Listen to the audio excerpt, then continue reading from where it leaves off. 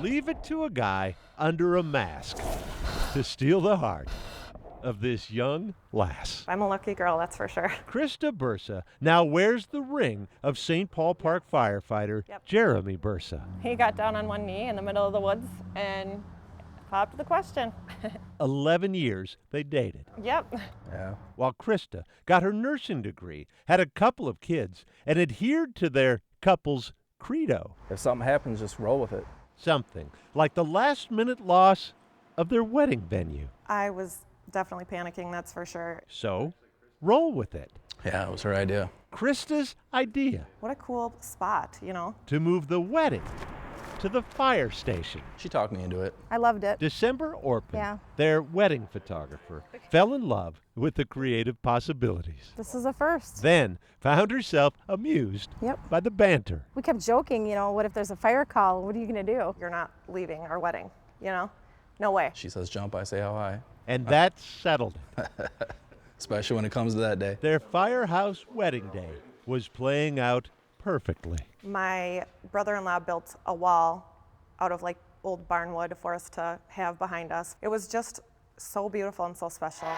And then, just after their wedding had reached its crescendo, this, not even 3 miles away. Crash fully involved with 6 Black Smoke. I looked at her and she just kind of did no, we're doing pictures. So on they posed, knowing after all the fire wasn't even in St. Paul Park, but Cottage Grove. I had everybody lined up out front. We were doing our big group photo. Then it got worse. St. Paul Park Fire, request for mutual aid to Cottage Grove Fire. They do what's called an all-call, Newport Fire, all call. which is they need more people now. I just looked over at Jeremy and I could just see it in his eyes. He felt so torn. And I just said, go ahead and go, babe. Just go. They need you. Go. Yep. It was a cool moment. It was a neat moment. December kept shooting as the bridal party waved goodbye. So you can see him in the truck in the back seat. Just a handful of photos had been taken. The reception hadn't even begun. Yeah. And Jeremy was gone, Yeah. taking leave from one of the best days of his life to help someone else on their worst. Being, the bride, that's your day. Words can't really describe it, But there was more to Jeremy's bride's selfless act. It was extremely tragic. Yeah. Unbelievable.